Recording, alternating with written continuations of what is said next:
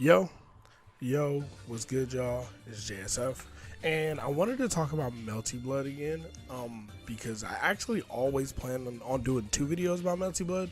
Funny enough, right? I wanted to do a video talking about something I've seen people complain about with the game, that being the character designs, and I also wanted to do a video about what people are praising about the game. But in order to do this video, I had to do a ton of research, which is why I did the video with about the character designs first, kind of talking about why the character designs aren't the most interesting for a fighting game, etc. You know, pissed off all the Melty Blood fans, but it'd be like that, so it's all good, it's all love.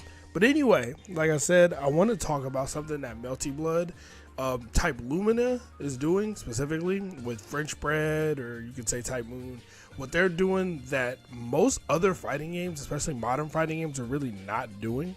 Well, it has to be modern fighting games, but what modern fighting games really aren't doing anymore, and what the Melty Blood community really loves about this game, because I didn't get it, I'll be honest. I looked at the game and I was like, it looks kind of like, you know what I mean? It didn't look too different to me.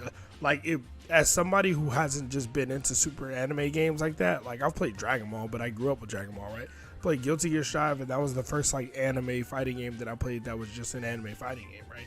And according to Guilty Gear fans, that's not Guilty Gear, right? So, you know what I mean? I'm looking at it through the lenses of a general fighting game player, somebody who plays like Street Fighter, Mortal Kombat, Marvel vs. Capcom, blah, blah, blah, blah, blah. So it took me doing some research, a lot of research, to get it and understand, oh, that's why you guys are so hyped for this game. That's why you guys are so excited.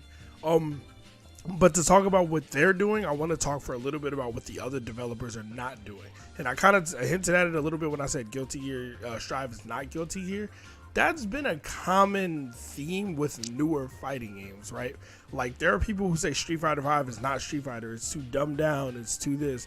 Comeback mechanic, V-trigger, just you can win for free. Has a lot of those issues, right? Where it doesn't really, in the eyes of some of the fans, it doesn't really preserve the feeling of the series, right? Doesn't really make you feel like you're playing Street Fighter, right?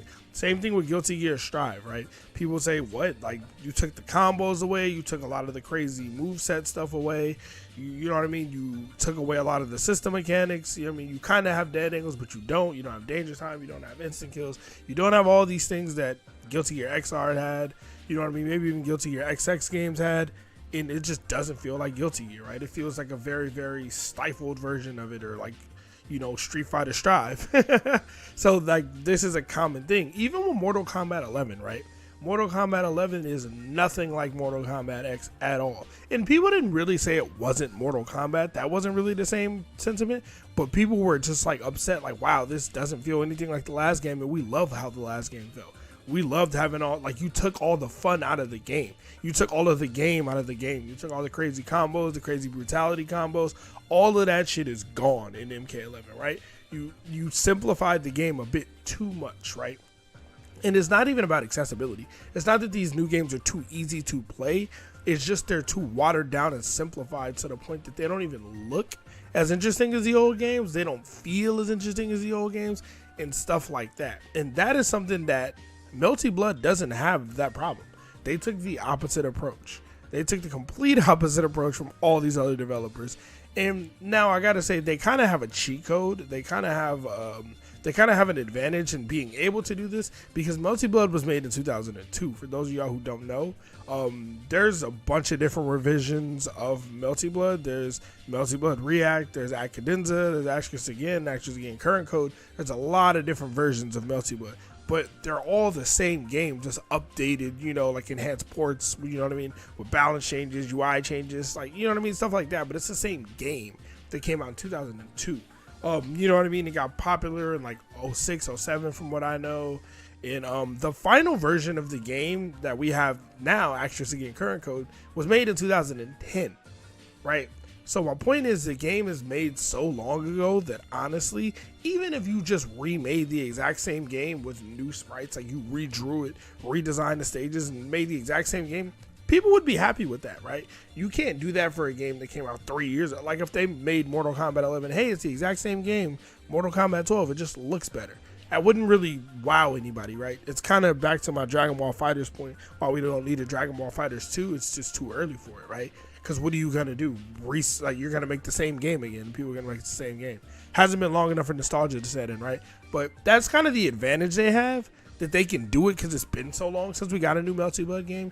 But either way, it's still like props to them, because once you start understanding how the old Melty Blood game plays or games play, and you look at the new one, you go, oh wow, holy shit, it's the same thing, it's the same game. It looks like Melty Blood. It looks like it's gonna feel like Melty Blood. It's got some of the same mechanics. Now, hopefully they refine it a little bit, because, you know what I mean, any fighting game from 10, 15, 20 years ago is going to have a degree of jank. That's just what it is. Every fighting game that we love, that we grew up with, has jank in it. So, obviously, hopefully they refine it to deal with a lot of that stuff. But overall, it looks like they're keeping the spirit. Like, every other game is looking like a watered-down version of itself, and this is looking like it's just a new version of the same thing, which can sound bad. I think some developers may believe, oh, we don't want to remake the exact same game. But it's like, no. Sometimes we want you to do that. Sometimes we want you to make a game that's very similar to the old game in sense of gameplay. You can add new characters, you can add new stages, you can add a new story, you know what I mean? You can swap some things around a little bit, you know what I mean? And they're taking some liberties, right? It looks like some of Shiki Tono has some of, you know, Nania's moveset, right?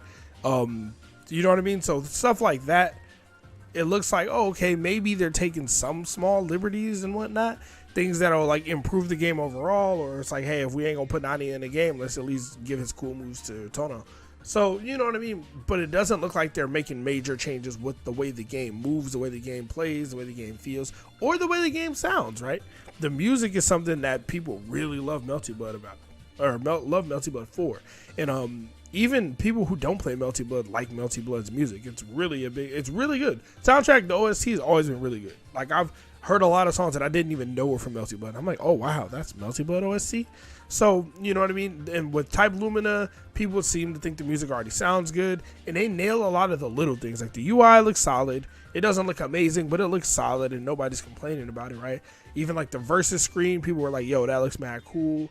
Things like pre-round movement, which most fighting games don't have anymore. It's kind of like, I think the last fighting game to have it was like Marvel Infinite, because Marvel vs. Capcom games have been doing that forever. But yeah, Melty Blood, before the round starts, you guys can run around, jump around. You obviously can't hit each other until it starts, but it's just another interesting little touch to go, yes, y'all brought this back, because it's something people were like, oh, I don't know if that's gonna, you know what I mean? So it seems like they're preserving everything about the game that makes it Melty Blood, which is dope. I mean, it's really cool. Like I said, I'm on the fence about buying it, because it's $50 and it's gonna be like 10, 11 characters, and I think that's whack as hell. But the game does sound like a game I would be interested in playing, which is something I would have never known if I didn't do the research, which kind of sucks, because I don't think a lot of people would do the research to find out the game has interesting things about it. They're just going to look at it and be like, yo, characters got no drip, no buy. But yeah, I just wanted to talk about that a little bit and say what, you know, French Bread and the Melty Blood team are doing right that every other developer gets wrong. Like, it's super interesting to me, right? And the game apparently is going to have some kind of rollback netcode. I don't know the details. I don't know if they said them yet, but yeah, it looks interesting. I'm going to keep a watchful eye on it. I'm paying attention to the drops now. I was watching them because I watch all the other fighting game content creators that are bigger than myself, so I was already watching like the trailers and stuff, but I'm paying closer attention now that I know some of these things. Like, I know what BCBC air throw is.